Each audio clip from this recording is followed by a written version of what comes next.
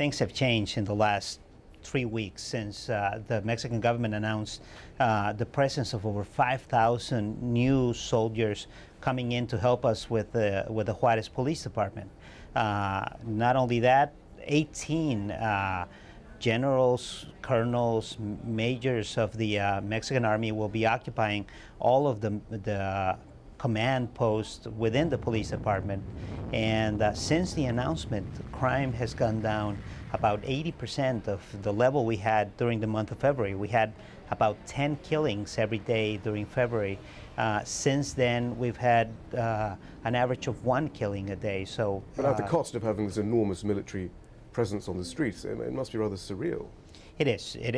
We have to get that type of presence, though. Things got so much out of control with the war between the two organized crime groups in our city that we needed something strong like this to get the city back into control. We have a lot of work to do, but it's getting to become a normal city again. Yeah, but how's it for you and for other people who are trying to fight the drug cartels? I mean, you've been threatened yourself.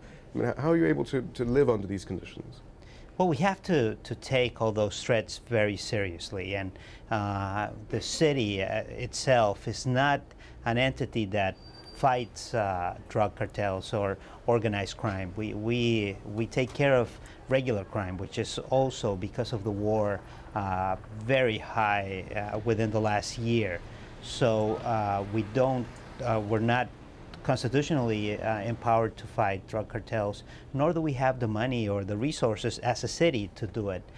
The federal government does that, but the fact is that the threats are there against our police officers, against our city, because we're cleaning up our police department.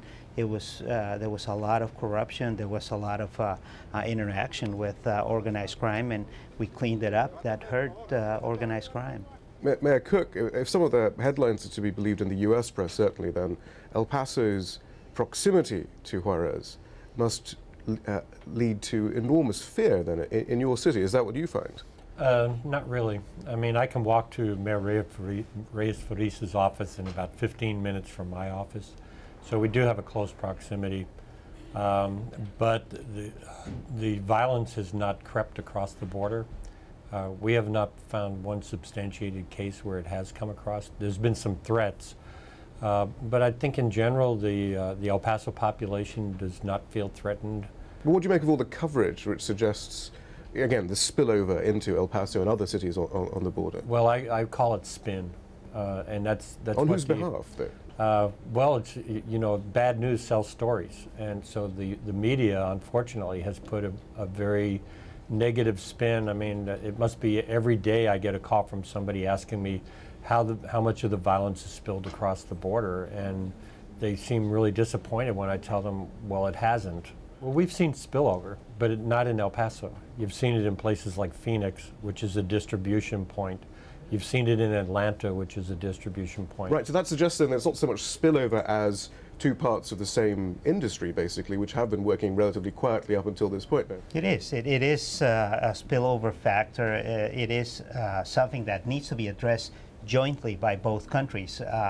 We as mayors address many of those issues and try to solve it at our level, but this is not something that can be solved at the mayor's level. It's something that needs to be solved at the federal level in both countries. How's El Paso then not become a major part of this? I mean, there could be, some have suggested maybe one of the reasons why El Paso is so quiet is because the cartels want it to be quiet because it's such a major transshipment area. The last thing they want is any trouble in El Paso because that's where things go, and then they're ferried elsewhere. And I think that's part of the reason. You know, you've got a war going on between the cartels. It's bad enough on one side of the border.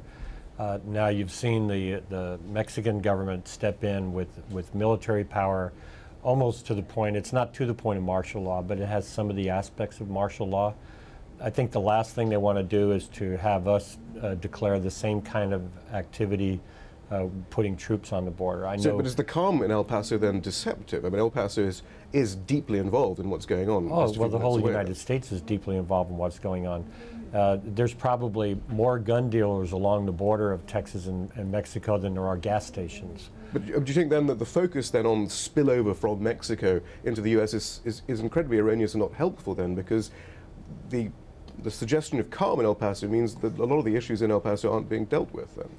Well, and I think you're right. You know, 6 months ago I was telling people that the United States had a responsibility, number one, to have programs that really impacted the demand side of drug use, but number two, to look at the flow of guns and cash that goes across the border.